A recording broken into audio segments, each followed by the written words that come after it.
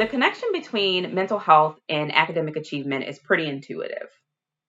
When a young person is experiencing positive mental health, they essentially have the abilities and the skills that they need in order to be well.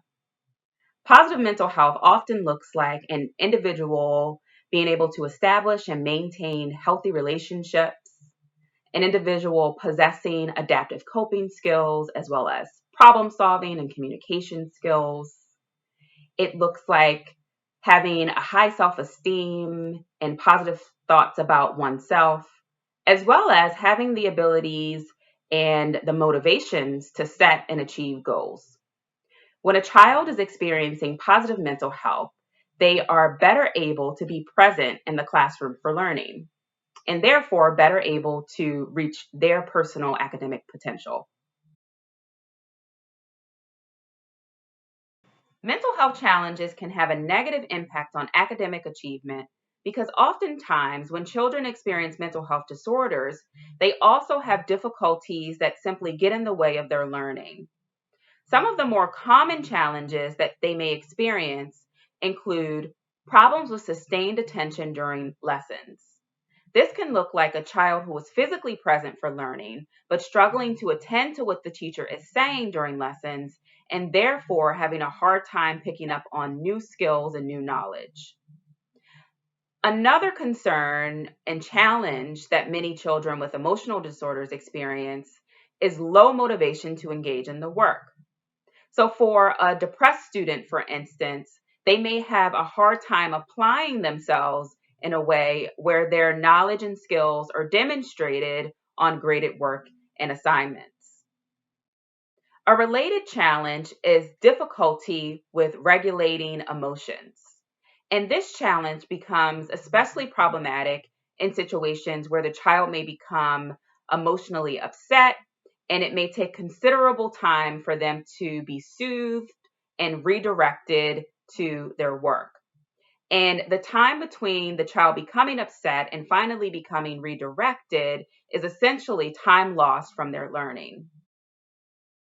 Another difficulty that many children with emotional and behavioral disorders experience is reduced self confidence in their abilities. Even some of our younger children with emotional and behavioral disorders have some level of awareness of their different difficulties and challenges related to their social skills, emotion regulation, or academic abilities.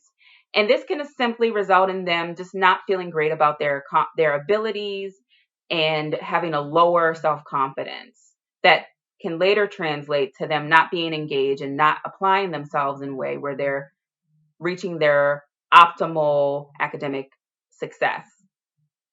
Finally, many students with emotional and behavioral disorders experience challenges with establishing and maintaining healthy relationships with both their peers and their educators. And for these students, they may struggle to feel socially and emotionally connected in the classroom, and this can result in lower engagement and thereby poor achievement.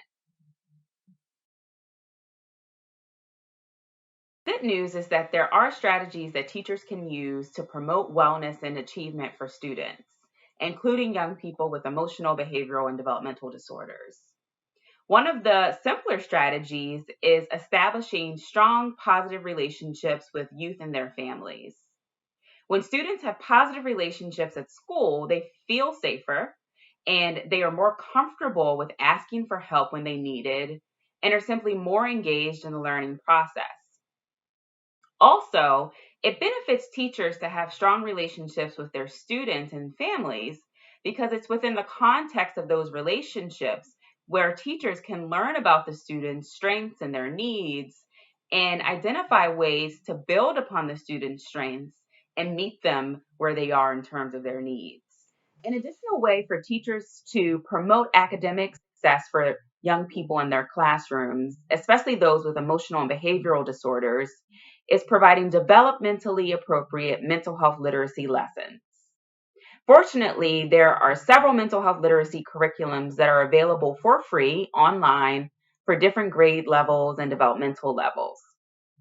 Mental health literacy curriculum typically focuses on teaching young people about common disorders, their symptoms, and ways that they can seek help for coping. One of the benefits of teaching students about mental health, especially students with emotional and behavioral disorders, is that mental health literacy can help normalize some of the difficulties that these young people face. And it can reduce stigma related to having a mental health problem and seeking out support for mental health problems.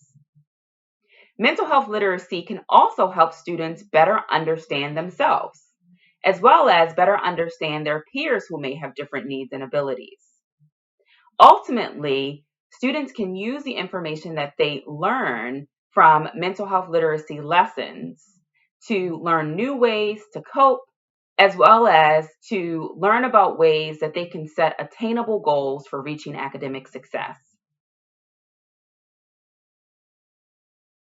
There are several ways that educators can reach out and make connections with families and parents of students in their classrooms. One example is sending positive notes home to parents and families. And this can be really impactful because for some parents, especially those with children with emotional and behavioral disorders, oftentimes they've had the experience where the only time that they've heard from the school or from educators in the past is when their child is having a problem at school. And so all your effort that you put into connecting with family and sending home positive notes really does help to establish a strong relationship with families because they recognize that you notice their child's strength. And that can be a very rewarding way to connect with families. Another example is inviting parents to the classroom to teach a skill or read a story. And this is a simple way to get the parents to physically be involved in the classroom and demonstrate to the child that they value learning and are an active participant in their learning. And it also just provides another opportunity for the teacher and the parent or the caregiver to connect and build their relationships. Many families experience specific barriers that can get in the way of them being involved in their students' learning. So, the educator simply reaching out and stating that they would like to build a connection between home and school, and asking families what they can do as the educators to build that connection can go a long way in promoting positive relationships and overcoming barriers to family engagement.